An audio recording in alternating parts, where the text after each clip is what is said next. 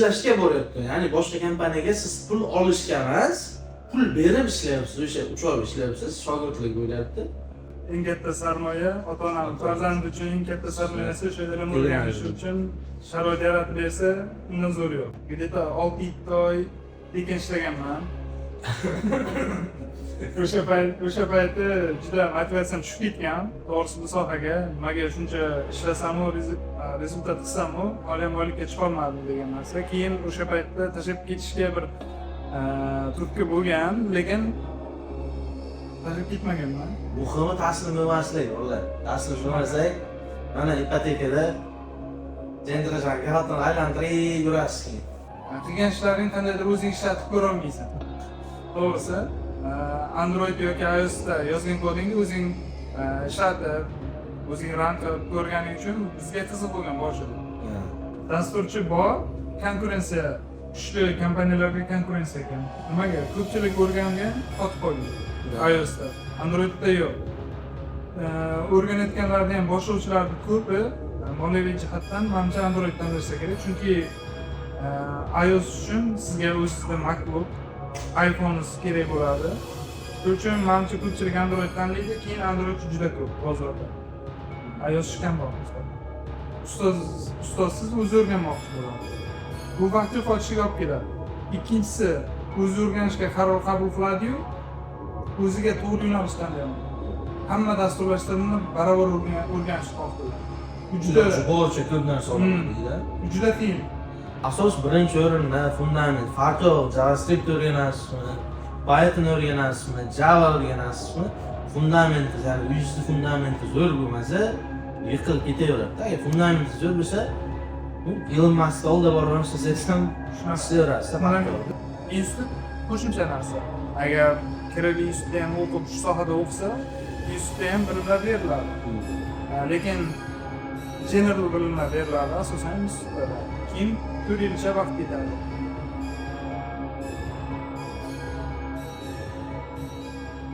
Assalomu alaykum. Mening ismim Bahodir. Amerikaning Ecom Systems kompaniyasida senior software engineer sifatida ishlab kelaman. Backend dasturchisiman. Mana Navoiydan chiqqan dasturchilar rubrikasida podkast olishga qaror qildik va mana bizning bugungi birinchi mehmonimiz o'zimning o'rtog'im Shohjahon Android va iOS dasturchi hisoblanadi. U bilan bugun tanishamiz. Assalomu alaykum. Yana bir bor Bahodir. Xo'sh, taniganlaringizda men Shohjahon Totiboyev. Hozirda Ipoteka bankda senior iOS razработчик bo'lib ishlab kelmoqdaman. iOS degani tushundirdi odamlarga nimaga? Mana iPhone'ga dasturlasan, to'g'rimi? Yo'q, nimaga ham Androidlarga ham qanaqa bo'ladi? Hozirda shu asosan iPhone telefonlariga dastur ishlab kelmoqdaman. O'zi karyeramni boshida Androiddan boshlaganman va 2-3 yil oralig'ida Androidda ishlaganman. Android telefonlariga kod yozib, keyin karyeramda o'zgarish bo'lgan. iPhone'ga kod yozishga qaror qabul qilganman. Shundan hozir iOS injener bo'lib ishlab kelmoqdaman. To'g'risini aytib, soqqasi ketib ishga ketgansan.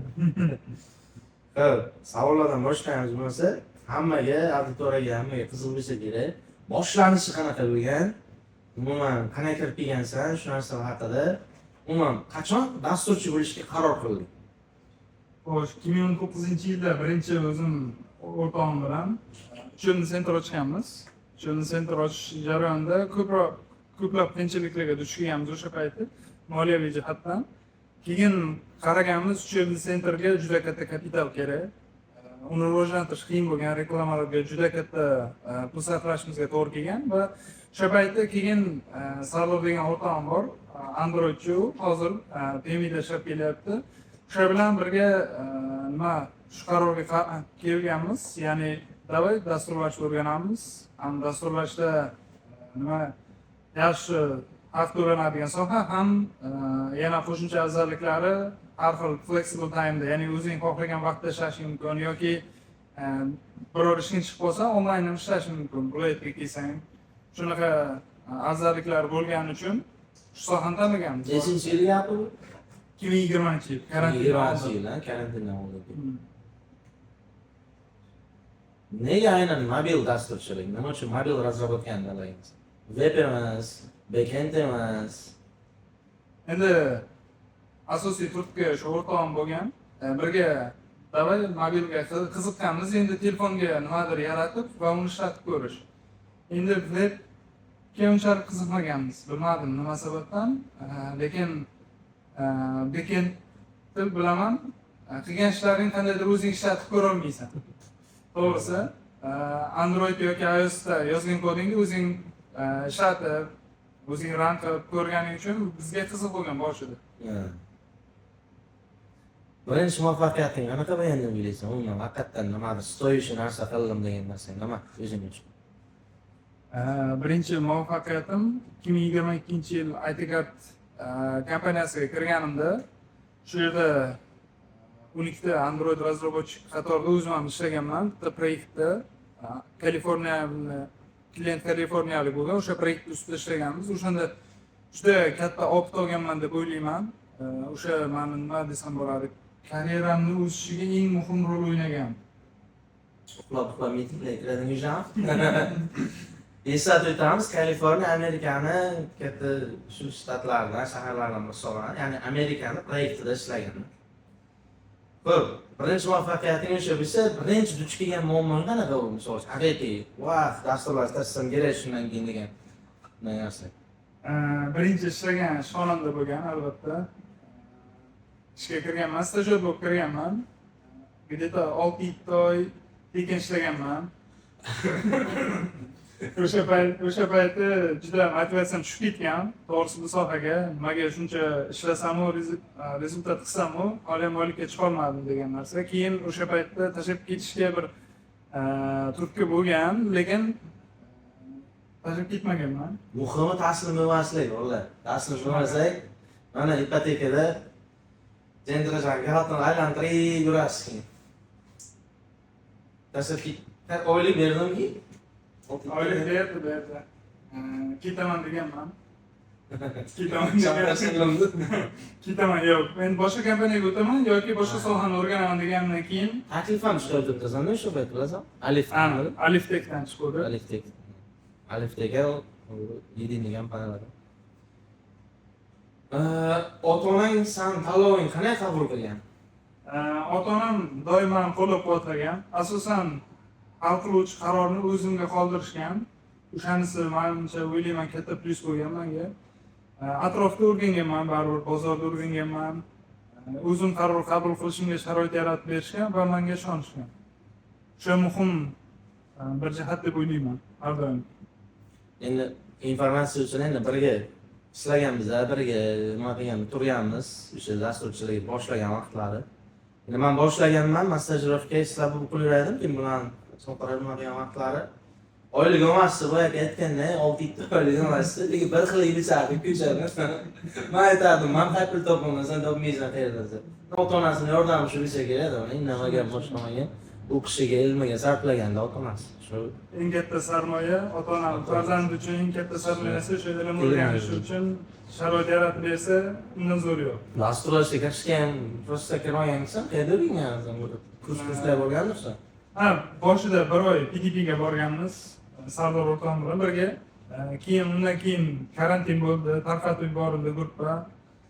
Undan keyin 6-7 oycha o'zimiz YouTube'lardan o'rganib yurdik. So'ngra Usta Shogird degan kanal bor edi Telegramda. O'shandan Androidchi dasturchi topdik. O'rgatadigan Shahzod degan. Shahzod degan. O'sha 2 oycha o'rgatdi. O'shandan keyin san Shohir oding stajyorlikka bepul ishlashga yaradimi? Shunday karyera boshlangan menda. Bepul ishlasanglar, lekin to'g'risida ular qaraganda o'sha bepul ishlash jarayonini sabr bilan, matonat bilan yurgansan, shu natijaga keldingda. Kerak. Bepul ishlasa ham nushda opit olish kerak. Zo'r o'rgansan-da, baribir. Optsiz bo'lmaydi. Uncha programmalar degan yo'q o'shanda. Shunaqa. Eng muhimi mana o'sha ustoz yurtishga o'sha bir oy PDPga borgan, yo'lda ustoz bo'lgan, undan tashqari qaytib onlayn o'rgangan, undan ustoz bo'lgan. Ustoz o'rni muhimda bari to'g'rimi? Bari to'g'ri, yo'naltirish. To'g'ri. Ustoz 100% kerak deb ayta olaman. Ustozsiz erishish juda qiyin, ayniqsa bu sohada boshida Chunki yangicha narsa IT ko'pchilikda maktablarda o'rgatiladi, u juda bir basic narsalar o'rgatiladi, u juda u bilan dasturchi bo'lib ketish qiyin. Ustoz sani 2 yillik qiladigan ishingni 6 oy, 3 oyga tushirib beradi-da. Endi 6 oy o'rtacha sredniy desam bo'ladi. Bir oylik oyligingda shu ustozga qilgan sarfingni ham chiqarib olishing mumkin. Hozir pullik stajirovkaga borib, birinchi oyda hamma pulini chiqarib olib, beshanaga yetdi. 6 oy, adashmasam 6 oy pullik stajirovka. 3 oymi boruvdi, 3 oy boruvdi, 500 mingdan ishlashga boryapti. Ya'ni boshqa kompaniyaga siz pul olishga emas, pul berib ishlayapsiz, o'sha 3 oy ishlayapsiz, shogirdlik bo'lyapti. Keyin yo'lda yaxshi o'zingizni ko'rsatsangiz, o'sha yo'lda ishga olib qolyapti. O'sha 1,5-2 million o'zi keyingi oy olyapti, to'g'rimi? Ishga kirgan. Hamma pul chiqib ketyapti. O'shaning uchun bemalol maqsad bo'ladi. Investitsiya qilishdan, bilimga o'rganishdan, investitsiya qilishdan qochmaslik kerak, to'g'risi. Shuni. Endi o'rgansa, boshqa qilsa, ko'pchilik hozir borgandan pul olsam deydi, lekin u narsa ishlamaydi. Juda xato. Mehnat kerak, sabr kerak. Buni ITni nonini yeyish ham oson emas degan takliflar eshitganman-da, hatto shunday narsada. Lekin kirib olsa, xudo xohlasa nomchirim bo'ladi. Shunaqa, 2-3 yil ishlab, bozorda o'zini ko'rsatib, ega bo'lsa, shuni ham to'xtab qolmaslik kerak. To'xtab qolsa, qolib ketadi oqimdan. Yangi boshlovchilar nima deysan? Nimadan boshlash kerak o'zi? Hozirdan bilan endi 2025-yil uchun. 2025-yil uchun endi o'zi uchun zetlar ko'p, hammasini o'zini jadvallari bor, qanday qilib o'rgatishlar. Endi boshlang'ich bar basic bilimlardan boshlanadi. O'z dasturlashga qanday kirib beradi, nimalar bor. Eng o'rganish oson bo'lgan til o'zimcha Python. Pythonni o'rgansa bo'ladi. Agar mobilga qiziqsa, Android, iOS. Biroz ko'proq vaqt ketadi-yu, unda ham tez rezultatga chiqsa bo'ladi. Python eng tez o'rganish bo'lgan til hozir. Qo'shimchasiga undan ko'p sohaga ham yo'nalsa bo'ladi. Hozir machine learning, sun'iy intellekt yoki backend razработчик bo'lish. Sun'iy intellekt kuchayib boryapti, sun'iy intellektda nimadir qilaman-ku, o'sha sohaga ketaman desalar, Python muhim ekan. Mana Androidchilar ham aytibdi. Tamam, nima deydi? iOSchi. iOS. Ayni Androidchi deydi, iOSchi bo'lsa. Tak, hozir kimdir mobil dasturchi bo'lishni xohlasa, nima qilish kerak? Mobilchi bo'laman desa, emindan ushlab olgan shu mobildan ketaman desa. Endi u o'rganuvchini birinchi o'rinda oldiga qo'ygan maqsadiga bog'liq. Katta kompaniyalarga ishlash niyati bo'lsa, avvalo nativ tillarni o'rgangan yaxshi. Misol uchun Androidga Java, Kotlin. iOSga bo'lsa Swift. Agar men startup kompaniyalarda ishlayman desa, yana qo'shimcha optionlar bor. Misol uchun Flutter o'rganish mumkin, React Native o'rganish mumkin. Asosan lekin hamma katta kompaniyalar, o'zimiz biladigan eng katta banklar, yana boshqa Amerikan kompaniyalarida ham hammasi nativ deydi. Androidda Kotlinda yozganmiz, iOSda Swiftda. Ozgina nima berib bitta auditoriyamizga tushunarli bo'lishi uchun nativ degani, misol uchun iOS deyapti, Android deyapti. iOSda yozadigan dasturchilar faqat iPhone uchun yozadi. Android yozadiganlar o'sha Android telefon, Samsung bo'ladimi, Redmi bo'ladimi, Huawei bo'ladimi, shunaqa telefonlarga yozadi. Flutter degani esa bitta kod yozadi, ya'ni bitta ishni qiladi, ham iPhone'ga, ham Androidga ketadi. Shunaqa narsa. Ya'ni bu esa Shohjahon Androidda edi, oldin Teamleadgacha chiqqan, keyin iOSga o'tdi. Ya'ni hozir iPhone'larga katta dasturlar, senior dasturchi hisoblanadi. Hay. Android yoki iOS qaysi biri oson? O'rganishga yoki dastur ishlab chiqishga qaysi biri osonroq? Qaysida pul ko'proq, hisobda ko'proq? iOS. Osonroqmi? Shubhasiz iOS. O'rganishga ham oson, keyin iOS auditoriya Androidga nisbatan kichikroq. iOS dasturchi kammi? Konkurensiya kam. Dasturchi bor, konkurensiya kuchli kompaniyalarga konkurensiya kam. Nimaga? Ko'pchilik o'rgangan, qotib qolgan. iOSda. Androidda yo'q. O'rganayotganlarda ham boshlovchilarning ko'pi moliyaviy jihatdan menimcha Android tanlashsa kerak, chunki iOS uchun sizga o'zingizda MacBook, iPhone kerak bo'ladi. Shuning uchun menimcha ko'pchilik Android tanlaydi, keyin Android juda ko'p bozorda. iOS kamroq nisbatan. Tushundim. Tak, eng ko'p uchraydigan boshlovchilarda eng ko'p uchraydigan xatolar. Nima xato qiladi boshlovchilar? Bu o'zimiz ham o'tgan-ku shu yerdan. Endi men o'zim haqimda gapirsam, boshqa joylarda, boshqa san so'rasang, aytsam men. Endi sandan so'raylik. Boshlovchilar ko'p nimada xato qiladi? Boshlovchilarda asosiy qiladigan xatolar ikkita deb o'ylayman. Birinchisi ustozsiz o'zi o'rganmoqchi bo'ladi. Bu vaqt yo'qotishiga olib keladi. Ikkinchisi o'zi o'rganishga qaror qabul qiladi-yu, o'ziga to'g'ri yo'nalish tanlaydi. Hamma dasturlashtirilishni barobar o'rganishni xohlaydi. Bu juda bo'yicha ko'p narsa o'rganadi. Bu juda qiyin. U yillar davomida 10 yil, 15 yil bo'lgandan keyin o'rgansa bo'ladi asta-asta, tajriba bilan birga. Lekin birdan boshiga u narsani o'rganib, miyaga sig'dirish juda qiyin. Esdan chiqib ketaveradi. Eng yaxshi yo'li bitta o'ziga yo'nalish tanlash kerak. Mobilda Androidmi Android, iOSmi iOS yoki backendmi backend. O'sha bilan oxirigacha borish kerak. O'shanda oxirigacha borib bir 3-4 yil, 5 yil senior dasturchi bo'lgandan keyin o'zi praktikada duch kelaveradi. Qanaydir mobil tomonga ham o'tishga. O'zimda shunday bo'lgan. Davrbankda ishlayotganda Androidchi bo'lib ishlaganman, team lead bo'lib ishlardim. iOSchi kerak bo'lgan. Yaxshi iOS topolmaganimizdan iOS o'tishga qaror qabul qilganman. Bu ham tajriba davomida. Noldan boshlaganda bo'lmagan. Ya'ni o'sha optni katta dasturchi bo'lib turib, sekin iOS o'tgansan talabga qarabda. Ya'ni dasturchi, misol uchun ko'pchilik aytadi, "Sen kimsan?" Ha, backendchiman, frontchiman boshlaydi. Yo'q, biz hammamiz injenermiz. Oldimizga qo'yilgan ovqatni qanday bilsam yeyishimiz kerak.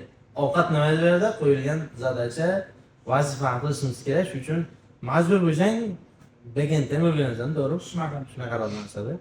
Endi majburlamaydi hech kim, baribir endi o'rganish shunaqa narsa. O'sha paytda nima bitta sohada zo'r bo'lgandan keyin ikkinchi sohani o'rganish osonroq bo'ladi. Boshida qiyin. Agar noldan boshlayotgan dasturchilar birdan ikkita tilni o'rganishi juda qiyin. No bittasi zo'r bo'lsa, ikkinchisi o'tishing osonroq bo'ladi. Chunki asoslar yaxshi tushungan bilasan. Asos birinchi o'rinda fundament, farqi yo'q. JavaScript o'rganasizmi, Python o'rganasizmi, Java o'rganasizmi?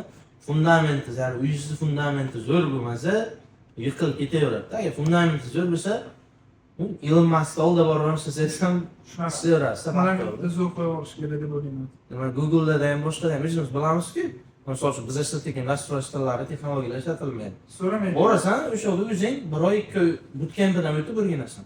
Shunaqa. Demak, o'rganish, misol uchun katta dasturchi bo'lsangiz ham siz ana bo'lib borib qayta o'rganishingizga to'g'ri keladi baribir. Shunaqa narsalar bo'ladi. Tushunyapti? Xo'p, o'qishga kirish kerakmi yoki kurslar yetarlimi? IT'ni ko'rish uchunmi? Umuman, misol uchun mana hozir emas, ko'p emas, 25 ga kirdik. Natijalarimiz bor, Xudoga shukr, yo'q, xalqaro kompaniyalarda ham ishlayapmiz. Faqat IT'ni bo'lish uchun, demak, ITdan boshqa yo'nalishlar bormi? Buxgalter bilan, iqtisodchi bilan, ekonomist bilan o'qishga kirish muhimmi yoki kurslar yetarlimi? Agar yo'q, ularni obyektiv fikr bermayman, faqat subyektiv, faqat shu nima haqida beraman, IT haqida desang, IT haqida berganim yaxshi, subyektiv, chunki u juda katta mavzuga aylanib keladi. Yo'q, chunki o'zimizda hali ham ko'p korxonalar diplom talablari bor, o'sha uchun majbur ular boshqa sohalarda. Endi bizning sohada to'g'risini aytaman, kurslarda o'zi yetarli bo'ladi o'rganib boshlash uchun. Institut qo'shimcha narsa. Agar kirib institutda ham o'qib shu sohada o'qisa, institutda ham bilimlar beriladi. Lekin general bilimlar beriladi asosan institutlarda. Keyin 4 yilcha vaqt ketadi. Kursda uni tezlashtirilgan, где-то 6 oy, 7 oyda bitirib, qo'shimchasiga ishga kirsa ham, ishlasa ham bo'ladi. Shunaqa. Tushunarli. O'qishga kirishda nima o'zim fikrimni aytib ketay, ozgina endi kimga qiziq, kimga qiziqmas. Networking uchun kirish kerak deb o'ylayman. Ko'pchilik O'zbekistonda shunday, boshqa joyda balki shunday, lekin Amerikada ham networking yaxshi bo'ladigan joyga o'qish tanlashadi odamlar. Networking nimada? Tanish bilish. U o'zimizda aytgan pora olish yoki men amakimni o'g'li, tog'amni qizi degan narsa emas. Ya'ni misol uchun men o'zimiz ichida o'qidik, Tatuda borib o'qidim, bosqichlar bilan tanishdim, yon atrofimda shunaqa o'zimga o'xshash odamlarda, barisi senior, ferlar, team lead, o'zining kompaniyasi borlar bor, startupi borlar bor, xuddi shunaqa networking. Ya'ni bir og'iz gapim bilan bir ikkita ishlarni, katta ishlarni bitirishim mumkin. Men kerakli resurslarni topa olishim mumkin-da. Bu qachon agar universitetda o'qimasangiz nima bo'ladi? Kursga borasiz, o'zingiz bo'lib yurasiz. Как бы ishingiz bitadi, sekinroq bitadi-da. Shunaqa narsa-da. Networking desa, misol uchun men ishga kiraman desam, hozir epandan chiqib, uzunga kiraman desam, uzunlarga o'rtoqlarim shu telefon qilaman. Ey, vakansiya bormi? deyman. Biroz ular bahoda bor ekan, qaranglar deydi. Rekruterlarga yozish mumkin. Agar vakansiya bo'lsa. To'g'ri, u networking orttirish jihatdan ko'proq institutda yoki har xil hackathonlar bo'ladi. O'shalarga ham ishtirok etish juda muhim. Biz ham ishtirokda ishtirok etganmiz.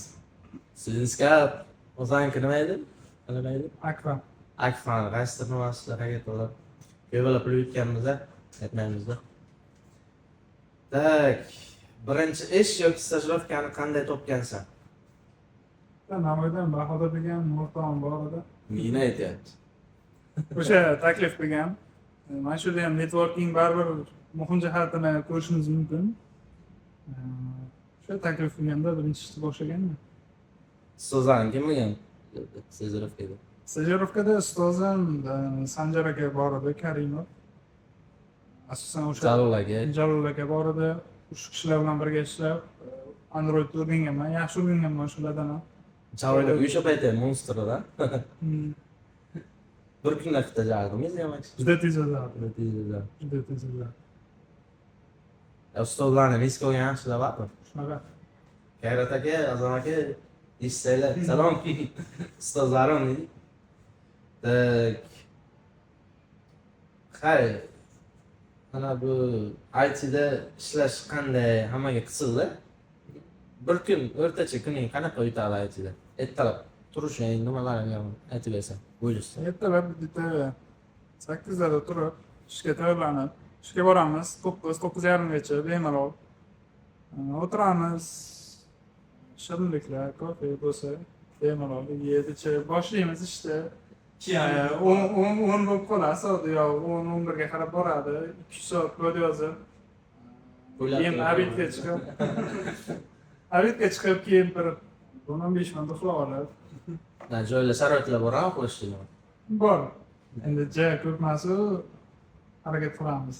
IT'da baribir boshqa ishlarga nisbatan sharoitlarni yaxshi qilib beradi-da, komfortliroq. Shunaqa komfort bo'lishi ham kerak. Chunki 8 soat, 10 soat kompyuter qarshisida o'tirish o'zi bo'lmaydi. Juda bo'yin, og'riqlari qiyin. Ham miya ishlaydi, fokus juda ko'p qaratgani uchun qiyin bo'ladi. Ertalab kofe bilan boshlaysanmi? Shunaqa. Kofe ichmayapsanmi? Hozir kofe ichmaymiz. Keyin mitinglar bo'ladi, kunlik nima ish qilganlaring to'g'risida. Bu ham bir yarim soat, 1 soat har xil vaqt oladi. O'sha bilan yana abitdan keyin ozgina kod yozamiz, uyga qaytamiz. Nechida qaytasan? Uyga 6 bo'ldim ketaman. 6:00, 5:59. Patriotizm ketdimi o'zi? Endi o'zi tezlashgandirsan-da, oldindan normal tezlashadi. Endi IT'da erkakroqda bo'ladi, gibkiroq. Misol uchun men udalyonnida ishlayman, mani ish formatim ko'rsangiz, mana IT o'quv markazim ham bor. Asoschiman, to'g'ri ko'p dars bermasam, o'zimning bitta darslarim bor. Lekin asosiy ishim EPAMdan boshqa mitinglarga kiraman, kod yozaman, boshqa narsa. Aeroport vaqti keladi, udalyonni ishlashda, ya'ni masofaviy ishlash yomon taraflardan biri ish bilan uyda nimasi farq qilmay qoladi. Soat 12 dan yozib o'tirgan joyim bo'ladi. Zeriksan, uyqum kelmasa, o'tirib boshimga yozib o'tiraman. Ertalab bilgan ishimni qilaman deydi. Bitta taskini bitsa bo'ldi. Shunaqa. Lekin sizlarda bank baribir intizom bor. Intizom bor. Ertalab borasizlar. Kasbni kiydirmayaptimi? Yo'q, bemalol. Bemalol. Darsga desa bormayapsanmi? Ya endi boshqa отдел misol uchun formada boradi. Aytishniklar baribir bemalol. Har qayerda. Ularga yaratilgan sharoit ham bemalol. Senga eng ko'zingga yoqadigan tomoni nima? Eng yoqimli. Finso hamma tomon yoqadi desam bo'ladi. Asosan birorta feature ustida ishlash yoqadi. Bugfix degan narsa jariga yoqmaydi to'g'risini aytsam. Tezroq birorta featureni tugatib berish. Oyga olishuncha. Oylik biza qo'llanmaymiz-da, mana kartaga tushadi, tim ketib tushadi. Plan bajariladi deydi, shunaylarda.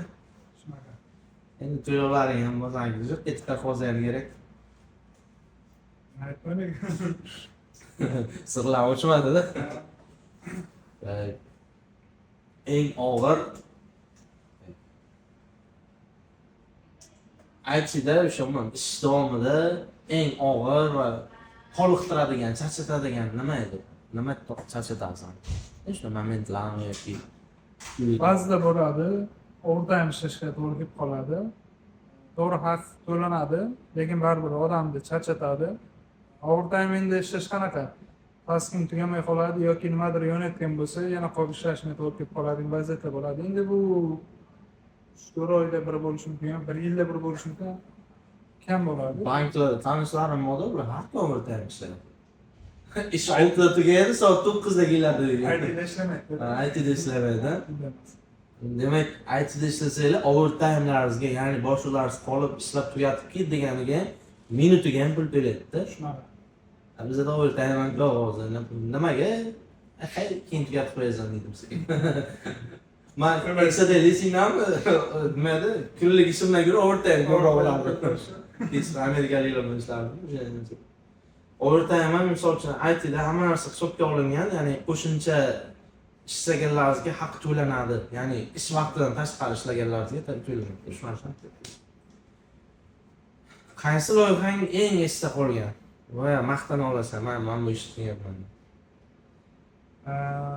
Davr Mobaylik kino. Shunga teamliklik qilganman. Noldan yozganmiz. O'sha bilan maqtansam bo'ladi. Hozirda Belizda 7 oycha vaqt ichida noldan yozib ko'tarilgan proyekt. Shunaqa. Tushunarli. Hammaga qiziq. Boshlang'ich darajada qancha daromad topsa bo'ladi va keyinchalik umuman yil o'tgan sayin qancha. Hammaga qiziqda o'sha narsa. Ya'ni to'g'ri oyligini so'ra olmayman, chunki mendan ham kontur so'raysan, mumkin emas. Non disclosure aytganmiz, chunki aytishimiz mumkin emas, lekin primerni misol uchun 1 yilda qancha oylik topsa bo'ladi, stajirovkada qancha topsa bo'ladi, hozirgi realiyalarda 4 yil, 5 yildan keyin seniorlar qancha topsa bo'ladi, shu narsa haqida gapiraversangiz. Xo'sh, bilishimcha hozir bozorda bilishimcha, stajirovkalar agar oylikka kirsa, $200-300 topadi. Yani yaxshiroq kompaniyalar 600-700 XDL beradi deb qo'ydim. Kompaniyaga qarabda, o'rtacha kompaniya. Endi startup kompaniyalar asosan stajirovka oladi, XDL yuqori o'yindagi dasturchilar oladi deb o'ylayman. Ham bilaman, stajirovkani o'zining stajirovka kursi bor, o'shani bitirib birinchi ishga kirsang $500 dan boshlanadi. Kekroda. Ishladimi? Hozir sanoat qurilish bankida o'tgan. Lekin dasturchi bo'lib. Lekin epamdan shu stajirovkadan o'tib, o'sha yerdan epamni ham stajirovkaga kirsalar bo'ladi, men referlarim olsalar bo'ladi. Shunaqa. Keyin u yog'ini o'sishiga bog'liq. Shunaqa dasturchilarni bilaman, 6000 Shunaqa dasturchilarni bilaman, 6-7 yil opti bo'lsa ham, hali $1000 atrofida ishlab yurgan dasturchilar bor. Ya'ni bir joyda to'xtab qolmaslik kerak. U yog'i nima edi, individual, qancha topishing va o'zingning harakatingga bog'liq. Agar qancha zo'r harakat qilib, zo'r o'qib, zo'r rezultat ko'rsatsa, bemalol 2000 dan ko'p topsa bo'ladi. 3 yillar opti bilan, 3 yil, 4 yil opti bilan. Necha yil opting bor o'zi? 5 3 yillar 2000 deyapti bola. 5 yil opti bor, hisoblab olasizlar. Kommentariyada yozib ketasizlar sizcha. Android, iOS'lar aytyapsanmi sen, to'g'rimi? Shunaqa, Android iOS. Men iskajani ham bo'ladi, misol uchun front-end, back-end, bundan buncha degan narsa bo'ladi. farq uncha katta bo'lmaydi, lekin baribir backendchilar sal ko'proq to'laydi menimcha. Backendchilar, keyin iOSchilar, keyin Androidchilar, Qt-chilar. Kim? Frontendchilar. Frontendchilar. Frontend hamma birinchi frontdan boshlaydi, shu narsa olib ketadi. Front qiziq, to'g'ri, lekin konkurensiya juda katta-da rollar. Shuning uchun men backend qiyinroq, balki biriga yetmasligi mumkin.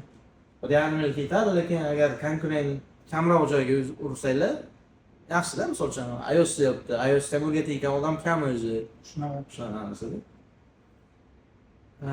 Hech bir og'ir jamoa yoki yomon rahbar bilan ishlaganmisan? Qiynalgan. Ha, ish grafikimiz juda qiyin bo'lgan, 9 dan 6 gacha, bitta shu yerda bo'lgan, boshqa hozir ipotekada ham bunaqa emas. Bemalol 9,5 10 ga qarab borib 6 da chiqdi biz. Keyin talablar juda yuqori bo'lgan, qisqa vaqtda ko'proq ish qilish berilgan. Shuning uchun shanba-yakshanba ham ko'p ishlaganmiz. To'lagan. To'lab berishgan, lekin 3-4 oy shanba-yakshanba qolib ishlaganmiz. Otpuska ham olsa o'zing hisobingni oladigan, uni boshqasi istaganlar. Shunaqa, u GPH asosida ishlaganmiz. Unda otpuska degan narsa yo'q. Shartnoma asosida ishlaganmiz. O'shani chog'irsa kelmagan. 1 soatdan uzoq deb. Shunaqa.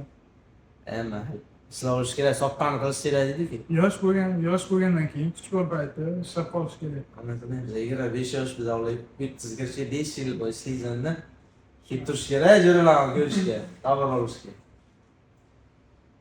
Hamma o'ylaydi-da, men dasturchilar faqat monitor qarshisida o'tiradi. Aslida esa deadline, bug, prod, juma kuni release qilishlar, o'g'rilarni baribir nimasi bor-da, o'sha mana. Mas'uliyat bor. Ayniqsa, mana senior dasturchilar, team leadlarga juda katta mas'uliyat bo'ladi. Bekorga ularga katta shart to'lamaydi deb o'ylayman.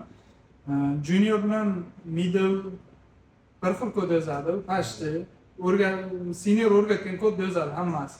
Lekin nimaga ular seniordan kam oladi desa, mas'uliyat katta. Mas'uliyatda farq bor-da. Ya'ni qancha mas'uliyat kattaroq olsangiz, shuncha kattaroq daromad qilasiz. Shunaqa.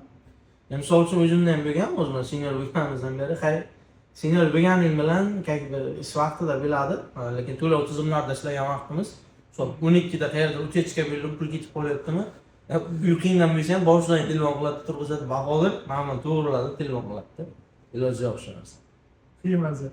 Chunki u pul yo'qotyapti-da, biznes egasida, misol uchun milliard yo'qotib qo'yish. balki xato qilgan, balki xato qilmaganmisan, lekin o'sha narsani to'g'rilash kerak, o'shani qilib berish kerak. Shuning uchun pul to'layapti o'zingga. IT nimaga yaxshi pul to'lanadigan soha deganda, undagi har bitta qilinayotgan ish o'zi aql bilan qilinishi kerak-da. Misol uchun oddiy xato biznes egasiga milliard so'mga aylanishi mumkin. Shunday. O'zim ham bir 500 mingga tushirganman boshida. To'lab beraman degan paytim yo'q, millionga tushirganlar bor-ku deganda endi 500 ming so'mmi? 500 ming so'm. 500 k emas, 500 ming so'm. Tushirmaganman, buni ana narsa xato perishot ketgan. Misol uchun bu yoki hunterlar biladi, bu yoki price hunter deydi-da, misol uchun bonus berasan, bonuslarni qidirar ekan, qo'yar ekan. O'shalar bilib qolgan, bu o'shani qayta registratsiya o'tayverib olganda. Oddiy holatda u balki chiqmaydi. Именно corner case bo'lganda shu uchun. Yana bitta misol keltirmoqchiman, ayniqsa backendchilarning mas'uliyati katta, bekor ularga nisbatan boshqalarga nisbatan ko'p oylik to'lanmaydi. Userda bank sistemasida autentifikatsiya deyiladi. Endi hamma hozir user mobil ilovaga kirishda MyID dan o'tadi. Через MyID o'tib user token oladi.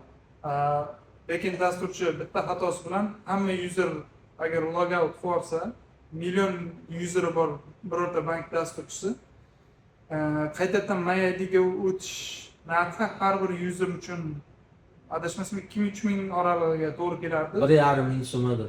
Men bilmadim. Hozirda bo'lganda 2 ming 3 ming aniqini bilmadim. 2 mingni hisoblang, 100 mingdan hisoblasangiz, millionta user yana qaytadan o'tish uchun qancha rasxod ketishi. Yana millionta user bittada to'g'ri o'tmasligi mumkin.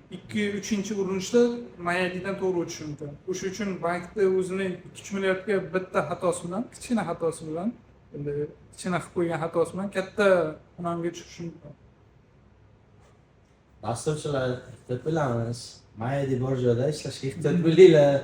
Yo'q, u degani baribir yaxshi fokus berib, fundamental bilimlarni ayniqsa yaxshi o'rganib, buni qilish kerak, ishlash kerakda.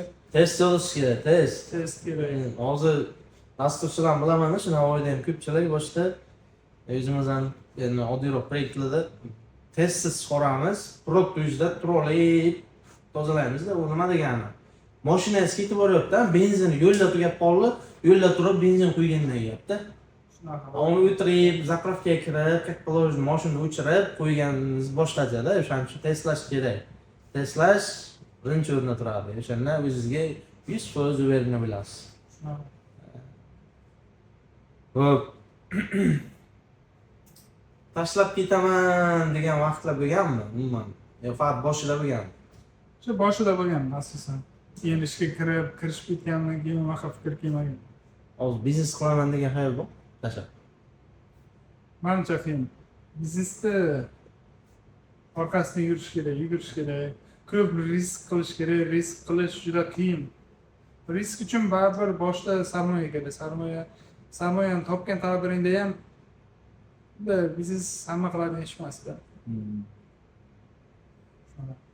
Energiya ko'p bo'lishi kerak, to'g'rimi? Energiya ko'p bo'lishi, juda ko'p mashaqqat, brending ustida ishlash kerak.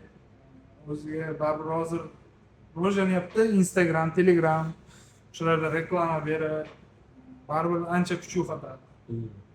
Keyin biznesda yurib ketishi ham juda qiyin hozir ayni paytda. Men bilaman, oddiy ITda ham mobil ilova chiqarsak, startaplar bo'ladi. Uni reklama qilib, o'shani biznesini olib chiqish ham juda qiyin. Reklamani o'ziga oyiga 40-50 ming dollar ketadigan joylar bor-da. Ayniqsa bank rivojlanmasida undan ham ko'p ketadigan joylar bor. Men startap qilmoqchi bo'lib, hisoblab ko'rdim, minusga qarab ketib qoldim. Razraботкаdan ko'ra reklama juda Reklamaga, marketingga o'rabdi-da, bitta odamga 4-5 dollar ketyapti. shunaqa. Привлечениеga. O LTV'sini bilmaymiz. Endi LTV'si u startapchilar tushunadi. Qancha qoladi, boshqa qiladi. Minusga qarab ketdi-da, men undan zo'r odamlarga foydali ish qilyapman, boshqa qilyapman, lekin zararda yuribman-da. Undan ko'rmayapman. Kirov, pulib ko'payib ketsa, son-sanoq qolmasa deb. Qanday qilib charchash yoki burnout deydi, unaqa перегорание deydi-da, misol uchun, o'shan bilan kurashasan. Işte zerikmaysan dasturlashda. Ishda ham O'qishga olasan, ha? endi olganim yo'q. Ballashga, o'qishga. Necha yildan beri o'qimayapsan? 3-yil. Puldan tuymaysan san deydi-ki. Yo'q, o'zi ipoteka o'tganim ko'p bo'lgani yo'q, endi 6-oyga ketyapti. Undan oldin Darbankda 2,5 yildan ziyod ishladim. Bu yerda o'zi ofiska yo'q edi, bunaqa narsa yo'q edi. Charchashlar bo'lganda eng zo'r yo'li uxlash bo'ladi. Ishda ham zo'r effektivni ishlaganman. Misol uchun obedgacha effektivni ishlayman. Bitta obeddan keyin bir 10-15 minut o'zildirib olib, undan keyin yana davom ettiraman. Shozaxon bilan uxlash assotsiatsiyasi. Uxlash desa Shozaxon hammasiga kelaveradi. Yana bir bor tasdiqlab narsani. Mitinglarda ham uxlaganing esimda-da. Nega? Eng katta uyushgan joyim shu deyapsan. Demak, uxlashda ham foydasi bor. Eng katta qilgan failing qanaqa bo'lgan? Faqat deydi-ki. Nima qilib qo'ydim?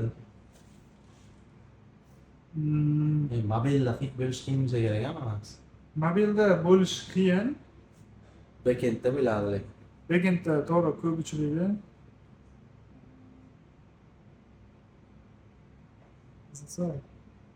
Faqat qilmaganmisan? Bo'lgan. Endi eng kattasini qilgan xatoim bor. O'zim davlatda team lead bo'lib ishlatganimda qo'limdagi shu dasturchi kod yozgan, baribir uni tekshirib test qilish men bo'ynimda bo'lgan. Tekshirganman-u, lekin test qilib ko'rmaganman hozircha. Jonimjon. Yo'q. Boshqada. O'sha test qilib ko'rmaganman, shoshilganmiz, chunki management tepadagilar tezroq chiqarish kerak. O'shani deb yeb qo'ygan joyimiz bor. Shu Toz yo'qmi? Ya. Davardagilar ehtiyot bo'linglar. Ayniqsa yedirayotgan odamlar ketdiki boshqa joyda ipotekadagilar ehtiyot bo'linglar deydi. Hozir Tesla haqida yaxshi oldingidan ancha o'sgan. Endi ITda xato qilmasdan ishlash o'zi juda qiyin. Aynan Xato bo'ladi hamma joyda. shunaqa baribir protsesslarni qayerdadir olib ketadi nima bilan. Tak, nimalar sani har kuni davom ettirishga undaydi? To'lovlar. Money. Albatta, sohada. I need $1 deydi tezini bil. Ha, To'lovlar. faqat shuni. Boshqa aytib o'tsang-ku. Aytsa ko'p. Man senga misol aytaman, bir joyda o'tirasan. Faqat o'tirasan, shu kvadrat 4 kvadrat metr joyda o'tirasan, faqat hech narsa qilmaysan, ertalab 9 dan 6 gacha o'tirasan. $5,000 beraman, hozirgi olayotgan joyingdan ham ko'proq beraman desa. Pul ushlab tura olmadik san, to'g'rimi? Men nima qilaman, menga bas qilaman, yosh o'tiraman deysan. Endi hamma narsa baribir pulga bog'liq emas. Pulga bog'liq, lekin baribir shu qanaqadir qilayotgan ishingdan manfaatdorsan va qiziqsanga Yani job satisfaction degan narsa bekorga aytilmagan. Menda shu sohada job satisfaction borligi uchun o'tibman. o'zingga yoqadi shug'ullangan ishing. Shunaqa o'zimga yoqadi qilayotgan ishim, yozayotgan kodlarim, implementatsiya qilayotgan featurelarim. Men prosta boshda hazil tariqasida endi to'g'rilarni deb aytdim. Job satisfaction bo'lmasa bir ishda ishlash million bersam qiyinroq. Endi to'g'ri, moliyaviy jihat ko'p narsa moliyaviy jihatga borib taqaladi. Moliyaviy jihat qo'shimcha motivatsiya, ishingga bo'lgan motivatsiya. Xo'p, endi mana rubrikaga o'tamiz. Tavsiyalar, motivatsiya. Ozgina reklama ham bo'lsin endi arada shuncha indamadik. Kodiment IT o'quv markazining asoschisiman. Bu podkastlarni bekorga uyushtirmayapmiz.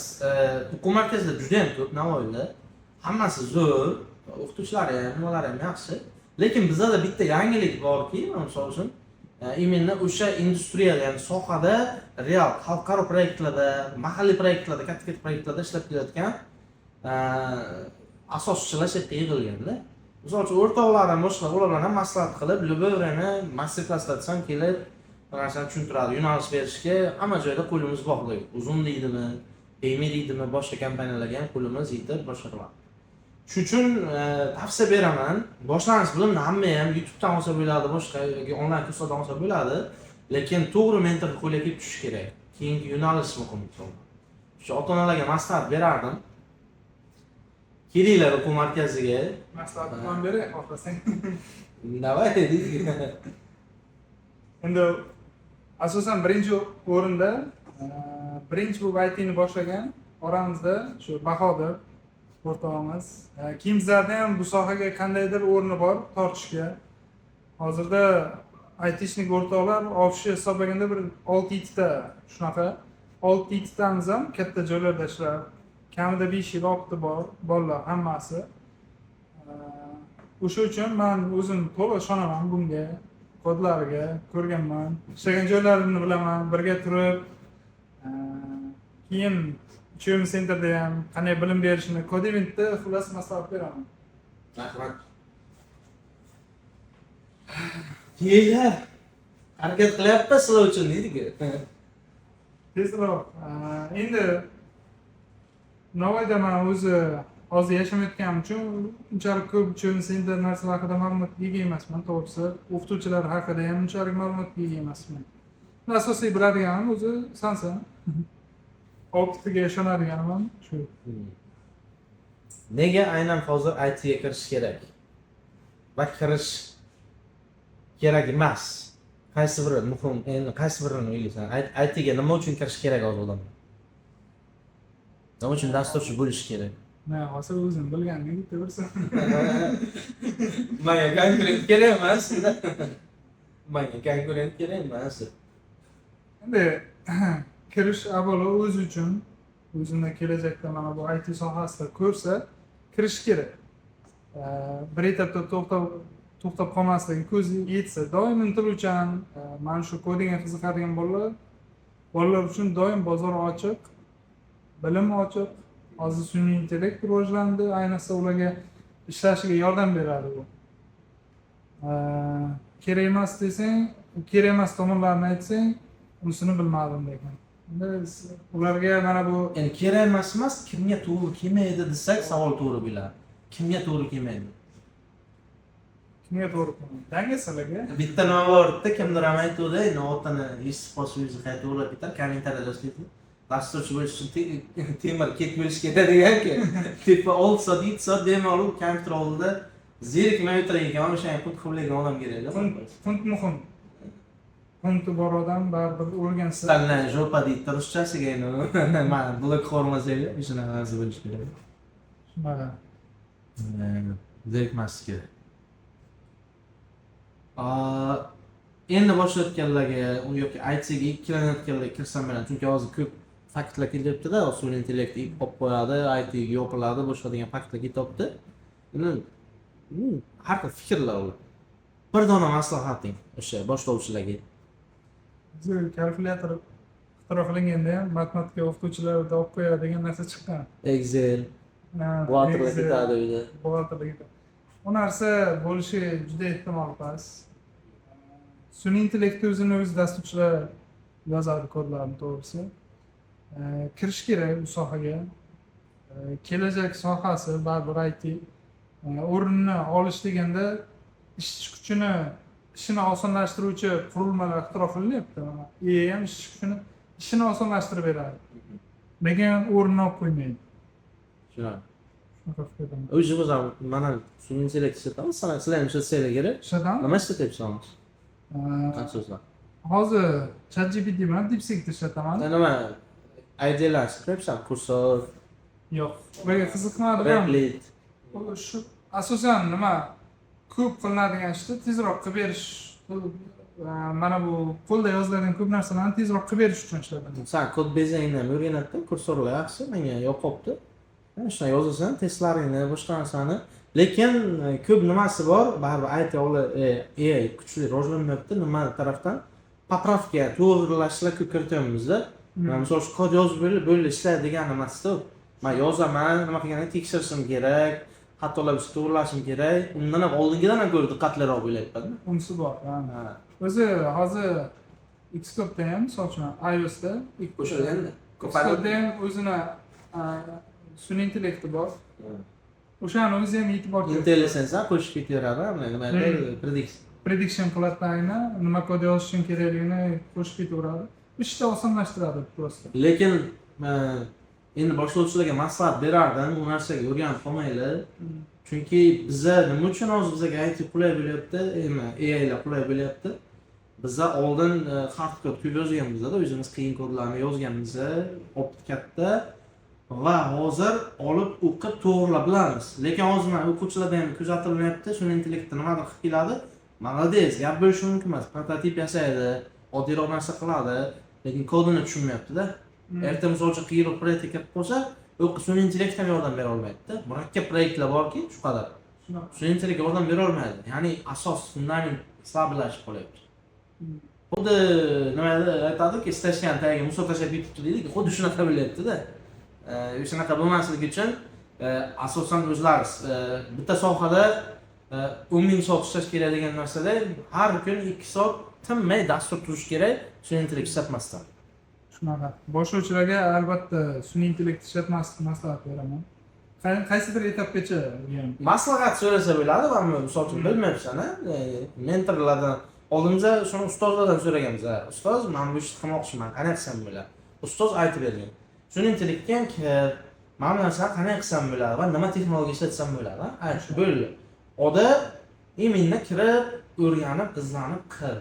Keyin oxirida nimadir chiqmayotsa, bitta ikkita narsa so'rasang, lekin polni proyektni intellektda qilish xatoda. Shunaqa.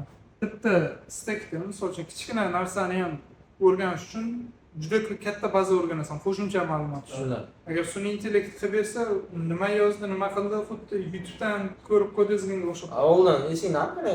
Backtop Stack Overflow'da qana tushuntiradi. Ustoz bag uchun yoki bitta решение qidiramiz-sak, o'zimizga yoqmagan, misol uchun boshqa tayyor решение qidiraylik birinchi, keyin yo'q bo'lsa o'zimiz qilaylik, implementatsiya qilaylik. Stack Overflow xonasi, Google xonasi Ana shu Google'da ishonmaysizlar, kuni 4 soat 5 soatda Google'da o'tirgan vaqtlarimiz bo'lgan. Shu internet boshqarib, ovozi nima qilamiz? Kallada bor, ta yozamiz.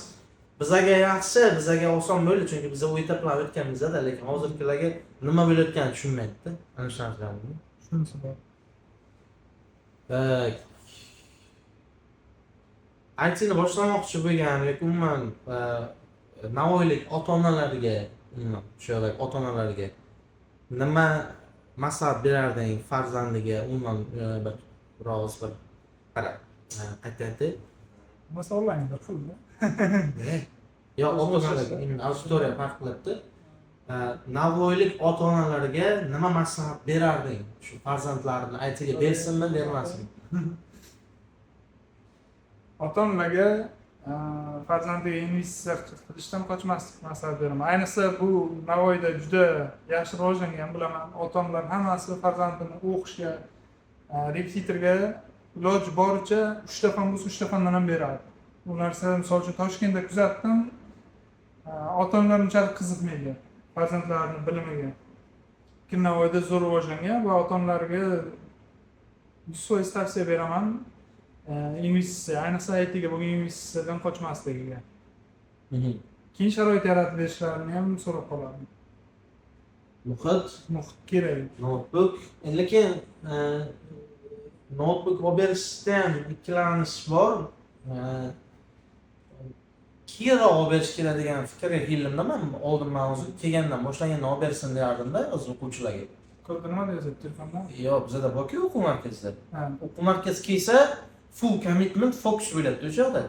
Agar o'quv markazida bo'lsa zo'r. O'quv markazida hamma joy kompyuter. Zo'r. Любой время kelib, kechqurun kelsa ham hamma joy ochiq, hozir kelib ishlasa bo'ladi. Notebook olib berganlar nima qilyapti? Boshida agar hech narsani o'rganmagan bo'lsa, boshqasi uyingga o'tib ketishi mumkin, YouTube beradi, kino beradi, boshqa bo'lishi mumkin. Lekin men bu o'quv markaziga kelgandan keyin bizda bor, nazoratchilar bor, boshqa bor. Imенно faqat IT bilan shug'ullanib o'tiradi. Shuning uchun notebook olib beringlar, olib bermanglar emas, lekin shuni nazorat qilish kerak, qarshi ikki qo'ldan chiqar. Ota-ona uyda nazorat qilish kerak, u boshqa narsa ko'rmasin. O'quv markaziga kelganda baribir avtomatik bolalarga qarab nima qiladi. Shuning uchun muhit yaxshi qiladi. Vazifalar notebookga beramiz yoki qolib darsdan keyin qolib qoladi yoki bu kunlarga kelib joylar, open space'larimiz bor, ko'p ketadi. Unda yaxshi. Endi kompyuter bo'lmaganlar kompyuterga uyda qilib keladi. Hammada ham emas, shunaqa holatlar bo'ladi. Endi hammada sharoit bor. Eng muhim nimasi bolalar telefon o'ynashdan chiqyapti, aytini o'rgan. Ishoninglar. Chunki biz vazifa ko'p berib tashlaymiz. Uni qilmasa jazosi bor. O'tirib tur deydi, boshqa deydi. Misol uchun urmaymiz, urish yo'q bizda. O'tirib turish, boshqa narsalar bor yoki qanaqadir savol javoblar yozadi. Misol uchun bitta savolga xato javob berishga vasfan qilmasa, üstteki savol tuzish kerak. Qo'llar yozadi, GPT yo'q bizda hozir. Qo'llar yozdiramiz, shu imенно jazo bilan bir ikkita narsa, mini jazolar bilan bolalarni majburlab dars qildiramiz. Majburlamasa bo'lmaydi-da, baribir nimani majburlash kerak. Shunaqa kallasini kimdir ochish kerak baribir. Shuni hisobida telefon avtomatik chiqib ketadi. Undan ko'ra telefonga dastur yozishni aytyapti o'zi bolalar. Mayli Androidda iOS yozmasin, webga yozyapti, responsibliklarni qilyapti-da, ota-onasi beryapti. Qarz daftarga ham masalalar bor. Shunaqa narsada.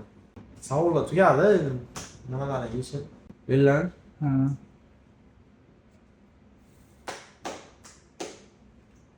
Rahmat dedik. Zapись ketibdi. Video chiqdimi? Muhammad. Podcast tugadi, vaziyat cho'zila biladi. Man talk about pressure, I don't feel pressure. Send a text on the chat line, give out some testers, then back to my leisure. I got bro to the end card, that's my brother, that's my brother, that's my brother. I ain't got no gun, but if I cop that dots, bury it like treasure. Ayy, born in the east side, could have been a daily offender, crazy extender. Might see me in the west with the gunners, or see me with Cahill like Arsene Wenger.